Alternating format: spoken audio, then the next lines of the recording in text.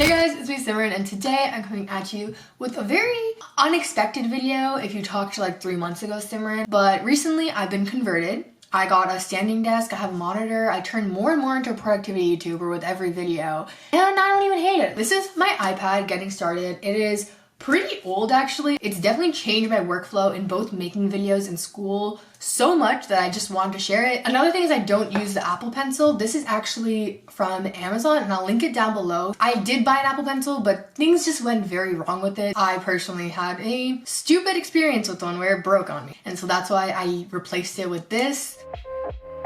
So starting off, I have the Books and Nook app. I don't think I've used Books, but I have used Nook and I just use it to read. I think if I was to read on anything besides like a paperback book or like an e-reader, the iPad makes the most sense because you can hold it, you can annotate everything. I started reading a different book and then I got distracted and I need to come back to it. But if you guys ever have any book recommendations, do let me know because I've been enjoying reading. I just sometimes forget that I'm reading a book like Chaos Monkeys, but I do want to come back to it because I did really enjoy it. And then my mom has a bunch of cookbooks that she's downloaded as well. Then I have Spotify. Sometimes I'll like play music on this. Then I have VSCO Cam. VSCO Cam is what I use to add a filter or just like color correct a little bit of my thumbnail. Then I have Snapseed and Facetune. They both are basically the same thing. I use them for thumbnails as well. If the exposure of something is higher and I want to lower it a little bit, I'll do that in Snapseed. If something's a little like yellowy and I want to make it more white, I'll fix that in Facetune. Just some basic stuff that I use for thumbnails really. Then we have Procreate. In Procreate, I have 4 different stacks that I like to use. So the first one is like graphic design. I have fun doing it, but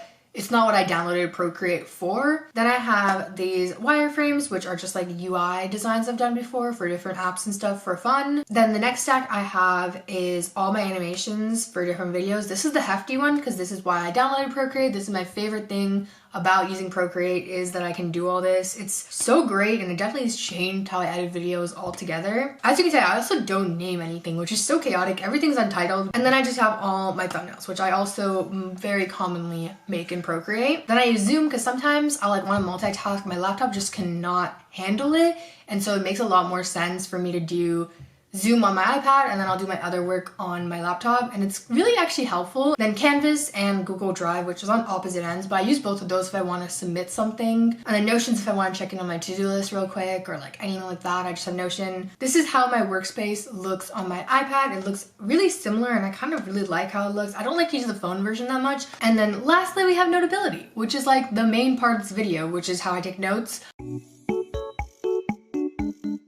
I know that there's a huge debate between GoodNotes and Notability. Personally, I've only used Notability, but I watched a lot of videos before picking it. The main couple things that got me to pick Notability over GoodNotes is that I'm a mix of an auditory and a visual learner, and I feel like sometimes I really like to be able to hear things back, and so having the record feature in Notability is actually really helpful, and I've actually found myself using it every now and then. A lot of times I'll just want to like hear it again, and if you can hear it and see the slides, it's just so helpful. It reminds me of like Saul from Khan Academy. And then I also liked how simple the interface is. I love taking pretty notes, don't get me wrong. I have a whole video on how I take notes on paper, which I'll link in the eye. But sometimes I feel like the colors and aesthetic, especially when you're in lecture, can be a little overwhelming. That's kind of what got me to pick Notability. Who knows, maybe in the future I'll try GoodNotes out, but as of right now, I really enjoy using Notability. Sorry if the angle changed, my camera died, so I had to quickly charge it. So the way I have my Notability set up is I just have a little drop down with all my classes, and I really like the way this is organized because it feels like my Google Drive, so it's pretty intuitive to go through everything. What's really different about this quarter for me is every class is so different from the other one, and I'm learning such different material in each class that I do have a different note-taking system for each class. But before we get into that, first I'll just show you guys how I take a basic note. So starting off, I'll make a new note. I'll go into the corner. I like to have the paper to be dots. I just keep it white. I know some people like doing the black too. Then on the top, you just have your text, your writing tool, your highlighting tool, erasing, cutting. I really like having the ability to cut things and move them. It's so helpful and so nice. And then there's also the record button. So if I could start recording right now, it'll record everything I'm saying. Wrote something real random and then I just do that. It'll kind of just go through as I'm writing what's happening on the screen. So like if you can see here, I also have my saved brushes on the side kind of, which is really nice for quickly writing. This class is very bio-focused. There's a lot of information, and it's very detailed. And I just feel like it can be a lot for me to understand, especially coming from a non-bio perspective. And so the main way I've been taking notes for this class is by annotating the lecture slides. In class, he does a really good job explaining the different concepts and like going thoroughly through it. So what I try to do is focus a lot on what he's saying, and then I'll reference the slides, and if he says something that I'm like, ooh, that's gonna really help me understand this concept, then I'll write it down and annotate it on the slide. So like over here, as you can see, I've highlighted the main parts of the slide because I was like, these are the most important parts, and I also made a little arrow note because it really helped me understand action potential. There was so much happening, but I was able to like label it Na+, that means sodium. I took chem so long ago, so like having those things, nice to have. And then there's like the 1, 2, 3, 4s. So I wrote little notes of what each step was, and I highlighted it with the color that matched up with the graph he gave us. I used the white pen for this class because a lot of times some slides will have something like this slide, for example, has a lot of stuff in black, but I still want to be able to write stuff on it. So I just used the white pen in those situations.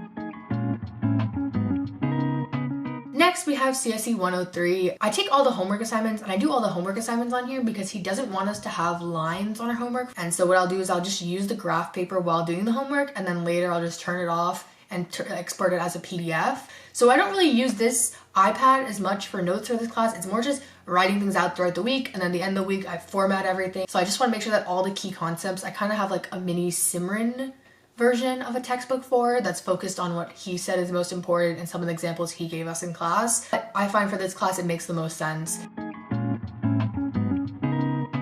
Then the last class I have is research. We do a lot of readings that we have to analyze and make analytical memos of, and so what I'll do is I'll just go through. I tend to highlight a lot, probably a lot more than I should, but I'll just go through and highlight. Something I learned in one of my core classes freshman year is to kind of view annotating as like you're talking to the author and you're having a conversation and they're telling you these things, and like what would you say in reply? And I think that really helps to annotate and like do things like that, because you're just like, pretend that, you know, Dewey, this author, he's just telling you these things. Like, oh, what would you say in response? Do you have something? Does this remind you of something else you learned? It just feels kind of like I have a paper copy and I'm able to just like write all over it, which is really nice. So that's basically how I've been using my iPad to take notes. If you guys enjoyed this video, be sure to give this a thumbs up, subscribe, and I'll see you very soon in another one. Bye!